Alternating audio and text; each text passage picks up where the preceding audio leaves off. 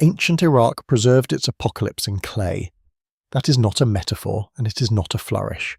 In museum drawers, in digitized catalogues, in tablets excavated from cities like Kuyunjik, Nippur and Sippar, there are texts that speak in an unnervingly consistent language about destruction from above.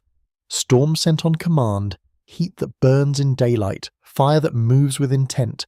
Cities are raised under orders issued by gods the Mesopotamians called the Anunna, or Anunnaki. I started with the assumption that this was simply how ancient people wrote about war. Much of it is. But the longer I stayed with the tablets themselves, the harder it became to ignore a quieter possibility that some of these compositions are preserving memory of catastrophic events in a vocabulary that is theological on the surface and strangely technical underneath. The safe version of this story is easy. The dangerous part is not extravagance, it is specificity.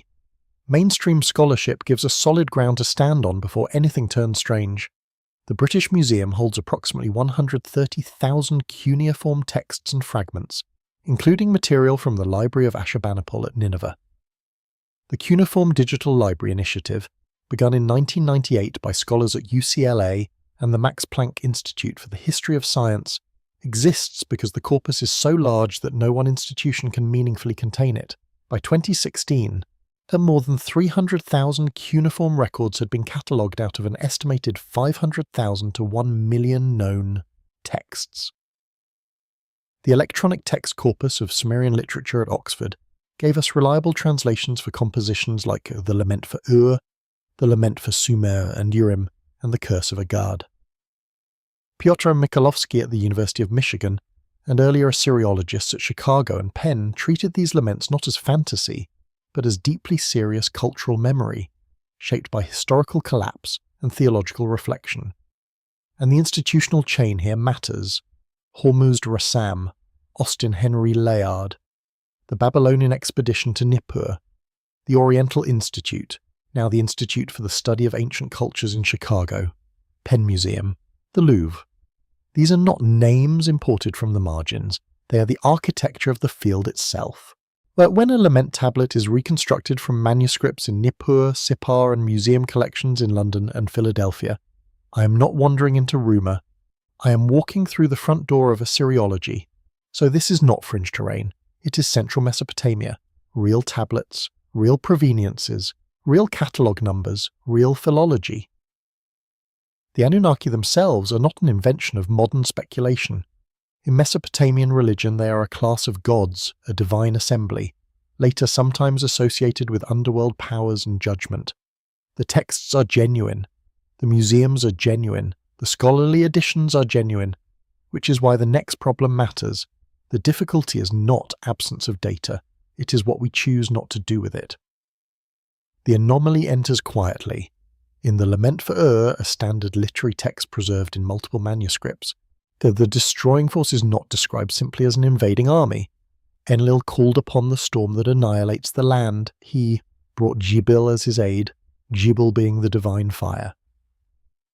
The tablet translation then says, "In front of the storm, heat blazes," and a few lines later, "The storm blazing like fire performed its task upon the people."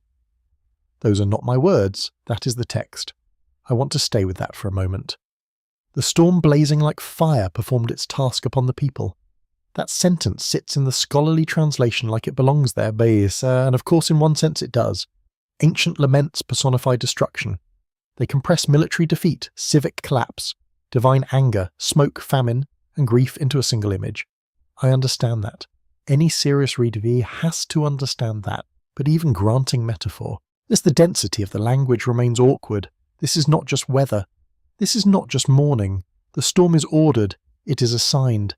It attacks weapons. Heat blazes in front of it. Fire accompanies it as an auxiliary force. Storehouses ignite. The city is covered like a garment. The mainstream explanation is that these texts are poetic accounts of historically intelligible disasters. The fall of Ur around the end of the Third Dynasty, the sack of cities, the collapse of political order, the ritual logic of divine abandonment. That explanation is valid. I do not dispute it. What I dispute is the habit of stopping there, as though the metaphor has solved the problem merely by being identified as metaphor. Poets choose images from known experience. Priests encode terror in culturally legible forms. And if a text returns again and again to the same cluster of ideas — storm, fire, unbearable heat, citywide annihilation, poisoned aftermath — why is the only acceptable question literary and never experiential? City laments are supposed to help us here. They tell us how Mesopotamians processed defeat. They ritualize trauma. They let a shattered population say that the gods left before the enemy arrived. I accept that function completely. But ritual language usually diffuses detail. It generalizes. What arrests me in these texts is the opposite tendency. Certain details sharpen. Heat is not just present, it advances ahead of the storm. Fire is not just a result, it is an assistant. Silence is not just emotional, it falls on the city like an effect. The wording keeps narrowing instead of broadening. That is what I cannot dismiss. And before moving forward, this deserves attention. The anomaly is not that Mesopotamian writers describe catastrophe. The anomaly is the precision with which certain catastrophic descriptions recur across unrelated compositions within the same learned tradition. The first layer is the lament for itself. In the Oxford translation, lines 172 through 203 move with grim consistency. Enlil issues directions to an evil storm. The storm that annihilates the land roars below. An evil wind like a rushing torrent cannot be restrained. It attacks the weapons of the city and completely devours them. In front of the storm, heat blazes. The midday heat burns with the furiously battling storm. The reaping storm drags across the land and completely destroys the city. The storm, blazing like fire, performs its task upon the people. Then, and in lines 239 through 241, the text adds that fires were kindled in the storehouses, and Jibal, the purifier, relentlessly did his work. Why preserve that fusion of storm and heat so insistently? The second layer is the lament for Sumer and Urim. This one matters because it widens the frame from a single city to a civilizational decision. Lines 1 through 11 say the storms gather to strike like a flood, and that An, Enlil, Enki, and Ninhursagga have decided the fate of Sumer to destroy the city, the house, the cattle pen, the sheepfold. Later the text says Enlil blew an evil storm, and silence lay upon the city. Then comes a line I find difficult to forget. On that day the word of Enlil was an attacking storm. Who could fathom it? That is legal language fused to catastrophe. Command becomes impact, decree becomes strike. But what kind of memory sits behind that grammar? The third layer is the curse of Agade. Here the destruction is again framed as divine punishment, but the details are material. Enlil is called a roaring storm and a rising deluge that cannot be confronted. Naram-Suen receives a warning in a nocturnal vision that Enlil will make the temples shake and scatter their treasures. After the curse unfolds, the city's gates lie dislodged in mud. Highways grow the grass of mourning, fresh water becomes brackish, corpses remain unburied, and urban order is not merely conquered, but chemically altered. Brackish water. That is not ornamental language. Why does so much of this aftermath read like environmental contamination rather than simple defeat? Then there is the object that kept pulling me back. In the British Museum, as under registration number K.1282, there is a clay tablet from Kolyunjik, the mound of ancient Nineveh, excavated from the library of Ashurbanipal. It is not large. The museum gives its complete length as 14.40 centimetres, its width as 7.70 centimetres though incomplete, and its thickness as 2.40 centimetres. It belongs to the 7th century BCE and contains part of Tablet 5 of the era epic, 71 lines in all. A considerable piece is broken out of the middle of the obverse. The last lines are defaced and obliterated.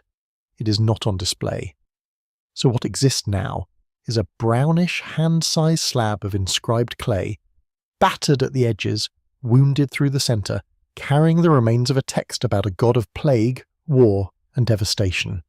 Look at this if you can, because no description prepares you. And it is the scale of it that unsettles me.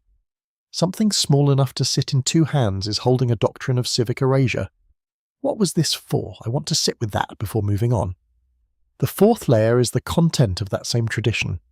In authoritative Mesopotamian scholarship, Era is described as a violently destructive god, later closely associated with Nergal, a bringer of plague, famine, carnage, and what one scholar once linked to scorched earth itself. In translations of Erra and Isham, Erra declares his intent to lay waste the lands and decimate the people. One of the seven is told, burn like fear, scorch like flame. Elsewhere, the text warns that bright day will turn to darkness, ill winds will blow, sight itself will be darkened, and people will perish under Erra's awe-inspiring brilliance.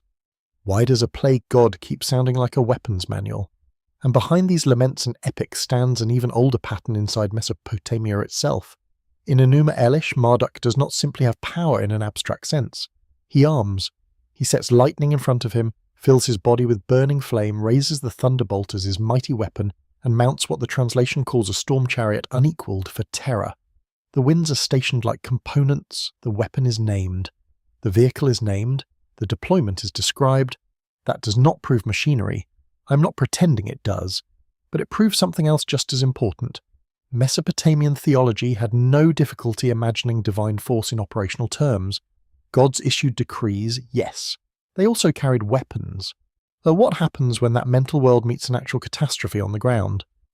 If one text said this, I would call it literary habit. 5 major texts begin to look like a vocabulary, and once I noticed that vocabulary, it did not stay in Mesopotamia. Which I have covered in a previous piece on destruction myths. The Hebrew Bible preserves a structurally similar event in Genesis 19:24. Then the Lord rained on Sodom and Gomorrah sulphur and fire from the Lord out of heaven. That verse is terse, but Deuteronomy 29 extends the aftermath into landscape, speaking of a land of sulphur and salt where nothing grows. Whatever one makes of the identification of Sodom with any specific site, the structure is unmistakable. A judicial act initiated from above using fire and mineral fallout, leaving a sterile zone behind. Not siege, a not ordinary storm, targeted ruin under divine sanction. And it is attached to named places, not a free-floating mythic elsewhere. That matters. The memory wants geography. It wants a map. Why does that pattern survive so cleanly? In Hesiod's Theogony, in a culture with entirely different gods and no need to borrow Mesopotamian city laments in order to imagine divine violence, Zeus unleashes the thunderbolt so that the life-giving earth crashed around in burning. The land and sea seethed, and later, a great part of huge earth was scorched, and even melted in the glow of the blazing fire. The scene is cosmic rather than urban, but the logic is the same. A god's singular sky weapon is not weather. It is force concentrated and directed. It scorches matter. It changes the condition of the ground itself. So Greek myth does not merely say that Zeus was angry. It visualizes a discharge. It specifies thermal consequence. It lingers on altered material, on Earth behaving as though exposed to intolerable energy. Why is the thermal language so similar? Then there is the Quiche Maya Popol Vuh, preserved in colonial transcription but carrying much older mythic material.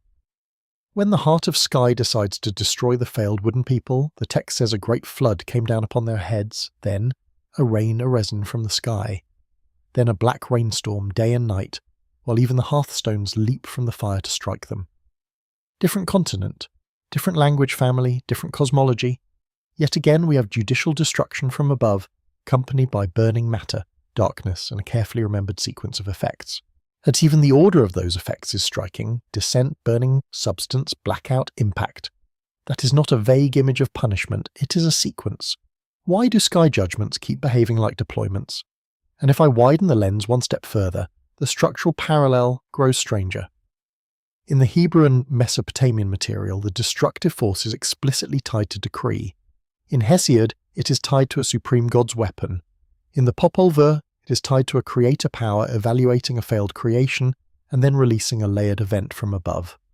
Different names, same grammar, authority above, population below, ruin delivered downward through heat, fire, storm, or burning substance. These traditions are not agreeing on theology. They are agreeing on mechanics. These are not vague parallels. This is the same vocabulary appearing independently. How does that happen? I do not mean that every one of these texts records the same historical event. I mean something more modest and, to me, more difficult. Human beings in very different cultures repeatedly reached for a narrow cluster of images when describing total sanctioned destruction from above. Command, strike, heat, fire, darkness, poison-aired aftermath, silence. That could be the grammar of myth. It could also be the grammar of remembered catastrophe. It could even be both. Myth, acting as the vessel that carries a real sensory pattern across centuries after its cause has been theologized beyond recognition. I cannot prove which. I can only say the recurrence is tighter than I expected when I began, as I discussed before in a previous piece on Nineveh. And one reason this subject gets flattener is that institutions have good reasons to move carefully. Iraq endured the Iran-Iraq War, the 1991 Gulf conflict, sanctions, the 2003 invasion, museum looting, and years of archaeological disruption. Syria's civil war devastated access to sites such as Tel Brak and countless others. Philology is slow, funding is finite. Serious Assyriology has to prioritize provenience, language, and publication before grand synthesis. That caution is not cowardice, it is professionalism. And the preservation effort has been real. The National Science Foundation and the National Endowment for the Humanities supported the early infrastructure of the digital cuneiform corpus. The Andrew W. Mellon Foundation accelerated online cataloguing after 2009. Scholars have spent careers reading broken wedges under bad light, are reconstructing compositions from fragments scattered across continents. I do not want to caricature that labour. Without it, none of this conversation is possible, but those reasons do not explain everything. A third of the Louvre's 12,520 cuneiform entries were still unpublished in 2015, more than 4,000 texts. The Iraq National Museum alone has been estimated to contain at least 40,000 tablets. The British Museum holds about 130,000 texts and fragments, the largest collection outside Iraq. K.1282 was excavated in the 19th century, and it still sits off display while the public story of the ancient Near East remains dominated by kingship, law, writing, and empire, all important subjects, but not the whole archive. When a corpus of between 500,000 and 1 million texts exists, and more than 300,000 had only been catalogued rather than fully integrated into broad historical questions by 2016, the bottleneck is no longer simply war or budget, it is also habit. It is the tendency of institutions to separate literature from events so completely that the most disturbing descriptive recurrences never become research agendas. I am not describing a coordinated suppression. I am describing something more diffuse than that and in some ways more troubling. A field can neglect a question without forbidding it. A museum can preserve an object perfectly while failing to let it disturb the story told around it. A scholar can publish a translation with total integrity and still move on before asking what experience made certain metaphors feel necessary. The failure here is not fraud, it is compartmentalization. And text in one drawer, archaeology in another, environmental data in another, myth in another. Curiosity, carefully managed until it becomes harmless. More than 170 years have passed since the first great Nineveh excavations. We are not talking about a puzzle discovered last season. We are talking about a body of evidence old enough to have acquired furniture around it. Catalogues, edition trays, display habits, disciplinary reflexes. Once that happens, even a genuine anomaly can become part of the decor. People stop seeing it. They only manage it. Before moving on, I want to be honest about the line I will not cross. I am not saying the Anunnaki were extraterrestrials. I am not claiming that every storm in Mesopotamian literature codes literal advanced technology. I am not saying that British Museum tablet K.1282 proves an ancient superweapon existed. What I am saying is that mainstream Mesopotamian sources, preserved in real collections and edited by serious scholars, repeatedly describe deliberate city-scale destruction, with a fused vocabulary of command, storm, fire, heat, darkness, and toxic aftermath. And that recurrence has not been pursued with anything like the seriousness it deserves. That is a narrow claim. It is also, I think, an undeniable one. Why does the Lament for Ur insist that the storm attacked the city's weapons before it devoured the city itself? What kind of destructive event makes the Curse of Agade remember brackish water as part of the ruin instead of treating the defeat as purely military? The record does not tell us why the word of Enlil becomes an attacking storm, and I find that absence harder to explain the longer I sit with it. Who taught different cultures to imagine judgment as heat from above? Why does K.1282 preserve Error's command to burn like fire, scorch like flame, in a tablet copied, stored, and valued by the Royal Library of Assyria, if this was merely decorative terror? A metaphor for what? What are we supposed to do with the fact that Genesis remembers sulfur and fire from heaven, while the Popol Vuh remembers resin and black rain from the sky, and Hesiod remembers the ground itself seething under a divine weapon? Why were these not just stories of battle, flood, or plague, but stories of directed force? And what exactly were ancient scribes preserving when they copied these lines century after century? Doctrine, memory, or warning? Before I leave the questions, there is one omission I keep circling. We possess lines, fragments, catalogue numbers, proveniences, and translations. We possess the language of heat, storm, fire, and aftermath. What we do not possess is any stable scholarly framework for treating those repeated descriptions as a category worthy of an investigation in their own right. That absence has become its own kind of evidence. We do not know what those writers thought they saw. The clay tablet sits in a London drawer. It is small, smaller than the modern imagination wants. If you stood before it, you would not feel overpowered by its size. You would have to lean in. You would see the compact rows of wedge marks, the chipped edges, the missing byte taken out of the obverse, the dead centre where part of the text is simply gone. You would know that hands in the 7th century BCE pressed those signs into wet clay, that scribes in Ashurbanipal's library thought the words worth copying, that excavators cut it from the earth at Koyunjik, and that for more than a century and a half it has endured in institutional quiet while generations of readers turned catastrophe into mythology, and then mythology into harmless symbol. What troubles me is not that ancient people spoke of gods.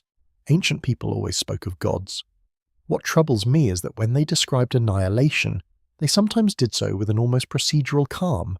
Command issued, force released, heat advancing, fire performing its task, aftermath lingering in water and ground. That rhythm does not sound like random panic. It sounds organised. It sounds remembered, and I do not know whether the thing being remembered was war, natural disaster, ritual imagination, or some category we have not bothered to construct because the old labels have been sufficient for academic peace, so I keep returning to the tablet. Not because it answers anything, because it refuses to let the question die. These tablets sit before us as literature, but literature of what? Memory, theology, or a weapon we still refuse to name?